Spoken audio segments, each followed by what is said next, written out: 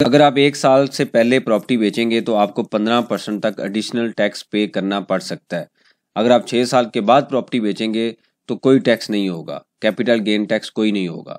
तो capital gain tax के साथ साथ जो दूसरे टैक्सेस हैं वो भी हमें पे करने हैं। आज के इस टॉपिक के अंदर हम इसको स्टडी करेंगे और इसके बाद आईआरएस के अंदर इसकी प्रैक्टिकल जो इम्प्लीकेशंस हैं, हमने डाटा रिपोर्ट कैसे करना है वो भी हम देखेंगे। वापस आते हैं टॉपिक के ऊपर।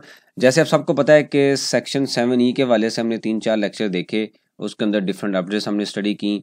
तो अभी उसी से रिलेटेड ही कुछ क्वेश्चंस आ रहे थे कि जो कैपिटल गेन टैक्स के ऊपर हमें जो उसकी जो अंडरस्टैंडिंग के लिए मैंने छोटी सी एग्जांपल चूज़ की है जिसको हम स्टडी करेंगे। पहले थोड़ा सा हम कॉन्सेप्ट ले लेते हैं कि कैपिटल गेन टैक्स है क्या। एक चीज़ याद रखें कि 236C और उसके बाद कुछ ड्यूटीज़ हैं, यानी कि एट द टाइम ऑफ जब जिस रजिस्ट्री हम करवाते हैं, प्रॉपर्टी सेल करते हैं, और फिर 7E है। ये जो टैक्सेस हैं ये अपनी जगह पे हैं, ये हमने रजिस्ट्रार को पे करने हैं जब हमने रजिस्ट्री करवानी है, मतलब ड्यूटीज़ भी पे करनी है, ये भी पे करना है, और अगर आपने इसका सर्टिफिकेट एनओसी नहीं लिया तो ये भी आपको पे करना है। अब ये जो टैक्स है ना, कैपिटल गेन टैक्स, ये वो वाला टैक्स है जो आपने रिटर्न फाइल करते हुए पे करना है। ये वो वाला है जब हम प्रॉपर्टी परचेज कर रहे होंगे, यानी कि रजिस्ट्रार को पे कर रहे हैं, ये वो टैक्स होगा जो हम रिटर्न फाइल करते हुए टैक्स पे करेंगे। ठीक है, तो इसको हम बोलते हैं capital gain tax. Capital gain tax के अंदर डिफरेंट स्लैब रेट्स गवर्नमेंट ने दे दी हैं। ये आपके सामने स्लैब रेट है। इसमें उन्होंने ओपन प्लाट की डिस्कशन कर दी, कंस्ट्रक्टेड प्लाट की डिस्कशन कर ली है, और इसी तरीके से फ्लैट की जो रेट है वो भी डिफरेंट दे दी हैं। अगर हम देखें तो मैक्सिमम रेट 15% है, और 6 साल के बाद अगर हम प्रॉपर्टी बेचेंगे तो 0% है, और जो मिनिमम रेट है वो 2.5% है। अब एक एग्जाम्पल के थ्रू हम स्टडी करते हैं कि ये रेट कैसे अप्लाई होता है। अब यहाँ पे आप देखें तो यहाँ पे एक मैंने एग्जाम्पल ली है कि अगर एक आपके पास लेट से एक प्लॉट है जो कि DHA के अंदर है, और उसकी जो डेट ऑफ सेल है वो जो डेट ऑफ परचेज है वो आपने 1 जनवरी 2008 को परचेज किया है, और आप उसको सेल कर रहे हैं 3/1/2022 को। ठीक है, एग्जाम्पल हम ले रहे हैं, या इससे आप ज़्यादा भी कर सकते हैं, इस पीरियड में भी ले सकते हैं। लेट से हम ये कहते हैं कि हम इसको जो इसकी जो डेट है वो 12 कर लेते हैं। ठीक है, मतलब दिसंबर में आके आप सेल कर रहे हैं, इस टैक्स पीरियड में सेल कर रहे हैं। तो ये चूंकि 15 साल से ज़्यादा हो गई है, इसका जो 15 साल से ज़्यादा टाइम हो गया है परचेज किए हुए, तो इसमें आप देखें तो 6 साल से ऊपर निकल गया है, तो इसके ऊपर जो टैक्स है वो कितना होगा, 0 होगा, नील टैक्स होगा।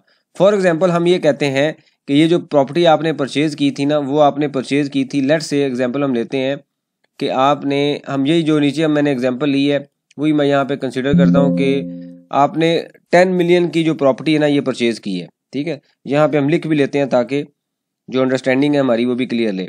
10 मिलियन की आपने प्रॉपर्टी परचेज की, और इसके ऊपर जो आपको गेन होता है ना, वो जो कॉस्ट आपकी है वो 7.5 मिलियन है। तो जो आपको गेन हुआ है वो कितना है, 2.5 मिलियन। अब ये 2.5 मिलियन जाके हम आईआरएस में लिखते हैं, हमारे मुताबिक तो इसके ऊपर कोई टैक्स नहीं है, तो हम आईआरएस पे जाके लिखते हैं कि क्या इसके ऊपर कोई टैक्स कैलकुलेट करेगा आईआरएस। तो उसी तरीके से आपने ये रिटर्न का फॉर्म ओपन कर लेना है नए आईआरएस पे। रिटर्न के ऊपर एक लेक्चर हम देखेंगे, बाद में बनाऊंगा कभी डिटेल लेक्चर। तो ये फॉर्म आपने ओपन करना है। ओपन करने के बाद हम आएंगे कैपिटल एसेट में, और यहाँ पे आपने कैपिटल गेन और लॉस की जो टैब है वहाँ पे आना है। तो यहाँ पे ये फुल एंड फाइनल टैक्स होगा, तो 2.5 मिलियन मैंने यहाँ पे लिख दिया, और 2.5 मिलियन ही मैंने फुल एंड फाइनल में लिखा। और उसके बाद मैं आऊँगा जो टैक्स चार्जेबल के टैब में, और यहाँ पे आ रहा है फुल एंड फाइनल, यहाँ पे क्लिक करूँगा, और चलते चलते हम नीचे आएंगे जहाँ पे सेक्शन 37 की जो टैब्स आ रहे हैं। ठीक है, यहाँ पे आप देखें तो वो ये क्या कह रहा है कि कैपिटल गेन, ये जो मैंने यहाँ पे आपके सामने सारी टैब लिखी ना, ये वही चीज़ें हैं जो उधर ड्रा हुई हैं। तो यहाँ पे लिखा हुआ है capital gain on immovable property under section 37(1)(a) where holding period exceeds 6 year, मतलब 6 साल से ज़्यादा है।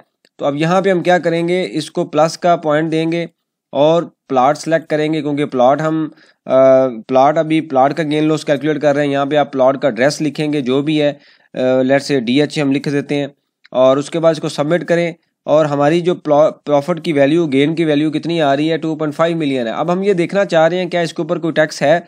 तो जैसे ही आप यहाँ पे लिखेंगे और कैलकुलेट का बटन प्रेस करेंगे तो कोई टैक्स कैलकुलेट नहीं हुआ, ये आपके सामने है। यहाँ पे उसने कोई टैक्स ऊपर देखें, चार्जेबल भी नहीं है, कैलकुलेशन भी नहीं है। इसका मतलब ये हुआ कि हमारा जो लॉजिक है वो बिल्कुल ठीक है, हम इसके मुताबिक कैलकुलेशन कर रहे हैं और इसके ऊपर कोई टैक्स नहीं है। अब हम लेते हैं दूसरी एग्जांपल कि आपने एक जो प्लॉट है ना वो परचेज किया है आपने 1 जनवरी 2019 में, और उसको आप सेल कर रहे हैं। यहाँ पे भी हम अज्यूम करते हैं किसी टैक्स पीरियड का हम ले लेते हैं, हम यहाँ पे दिसंबर कर लेते हैं। आप सेल कर रहे हैं 3.92, यानी कि तकरीबन 4 साल से कम टाइम है, यानी कि 3 साल से ऊपर है लेकिन 4 साल से कम टाइम है। अब यहाँ पे आए तो आप देखें किस स्लैब में आप फॉल कर रहे हैं। यहाँ पे आ रहा है कि वेयर द होल्डिंग पीरियड्स, ये सीरियल नंबर 4 पे, where holding period exceed 3 years but does not exceed 4 years. ठीक है, तो रेट क्या आएगा, ओपन प्लाट की हम डिस्कशन कर रहे हैं, रेट क्या आएगा 7.5%। तो कॉस्ट सेल है 1 मिलियन, कॉस्ट थी 7.5, यानी कि हमने 75 लाख का परचेज किया, 10 मिलियन का सेल कर दिया, सॉरी 1 मिलियन नहीं 10 मिलियन का सेल कर दिया, और हमें 25 लाख का प्रॉफिट होता है। तो टैक्स रेट क्या होगा 7.5 जो यहाँ पे आ रहा है, तो हमारा टैक्स कितना बनेगा 1,87,500। अब हम जाएंगे वापस आयरस पे कि क्या ये इतना टैक्स कैलकुलेट हो रहा है, तो उसी तरीके से आप इसको डिलीट कर दें, क्योंकि अब हम नहीं वही एग्जांपल है उसको दोबारा कंसीडर कर रहे हैं।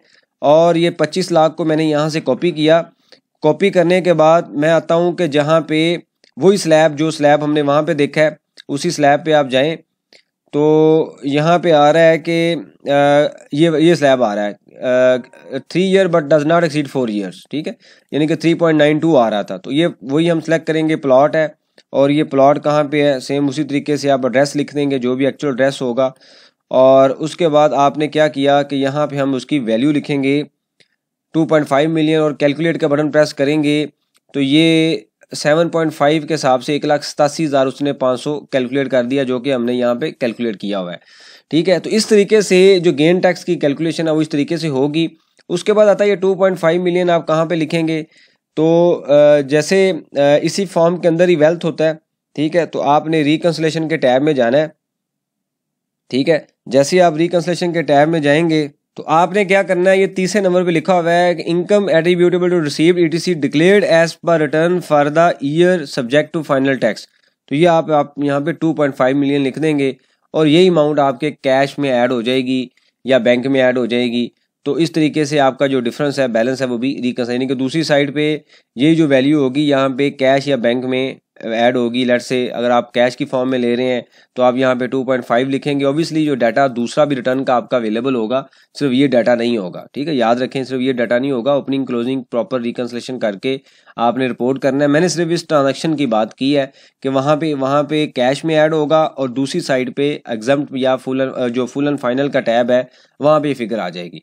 तो इस तरीके से आपने जो कैलकुलेशन है वो करनी है अपनी सारी। और ये आपके सामने मैंने बता दिया आपको कि हम इनडायरेक्टली, हमारे ज़हन में अभी तक ये था कि हम 7E पे कर रहे हैं, ड्यूटीज़ पे कर रहे हैं। ड्यूटीज़ का रेट भी मेरे ख्याल में 6 से 7% है। 236C का रेट फाइलर के लिए 3% है। 1% आप ये लगा लें तो तकरीबन 10% तो हम ये पे कर रहे हैं, ये वैल्यू ज़्यादा हो सकती है। ठीक है, 10% आप ये पे कर रहे हैं। अगर आप साल के अंदर ही बेचेंगे तो 15% आपको ये देना पड़ेगा। उससे ऊपर निकलते जाएंगे, अगर साल से ऊपर निकलते हैं 12.5 आएगा। तो इनडायरेक्टली अगर आपने फॉर एग्जांपल आपका किसी भी एक प्लॉट के अंदर 5%, लेट्स से 1 लाख प्रॉफिट है, हम अज्यूम करते हैं कि एक साल के अंदर ही आपने 1 लाख प्रॉफिट है, तो आपने 10% तो स्टाम्प ड्यूटीज़ की फॉर्म में देना है और 15% इनकम टैक्स भी देना है। तो यहाँ से 25,000 रुपया तो आपका जो टैक्सेस है वो निकल जाएगा। नेट जो प्रॉफिट आपका आएगा वो 75,000 ही आएगा। ठीक है, तो ये आप देख लें कि ये एक कैपिटल गेन टैक्स जो था वो रिटर्न के साथ फाइल होगा। और जो टैक्सेस हम रजिस्ट्री के टाइम पे कर रहे हैं, मेरी कोशिश है कि मैं कमिंग संडे इसके ऊपर एक डिटेल लेक्चर बनाऊं कि प्रॉपर्टी सेल करते हुए हमें क्या क्या इश्यूज आते हैं और क्या क्या टैक्सेस हैं, क्या हम सही टैक्स पे कर रहे हैं। मैंने ये भी देखा है कि लैंड रिकॉर्ड डिपार्टमेंट के अंदर टैक्स की कैलकुलेशन भी ठीक नहीं हो रही, वो सबके ऊपर एक ही रेट अप्लाई कर रहे हैं, और क्योंकि वो अमाउंट छोटी होती है और जो बंदा बाय कर रहा है उसको नहीं पता चलता, लेकिन एक्सेस टैक्स पे हुआ हम कर रहे हैं और बड़ी अमाउंट के ऊपर भी पे कर रहे हैं। तो हमें ये अवेयरनेस होना बहुत ज़रूरी है कि क्या रूल के मुताबिक हम टैक्स ठीक पे कर रहे हैं। तो इंशाल्लाह कम ही संडे पे मेरी कोशिश है कि हम इसके ऊपर एक डिटेल लेक्चर देखेंगे, प्रॉपर्टी सेल करते हुए आपने क्या क्या चीज़ें देखनी है ताकि जो आपका टैक्सेस हैं वो सही तरीके से कैलकुलेट हो सकें। इससे रिलेटेड कोई क्वेश्चन हो आप मेंशन कीजिए, उसके ऊपर हम डिस्कशन करेंगे ताकि जो लर्निंग का प्रोसेस है कंटिन्यू रहे। थैंक यू वेरी मच, जज़ाकल्लाह।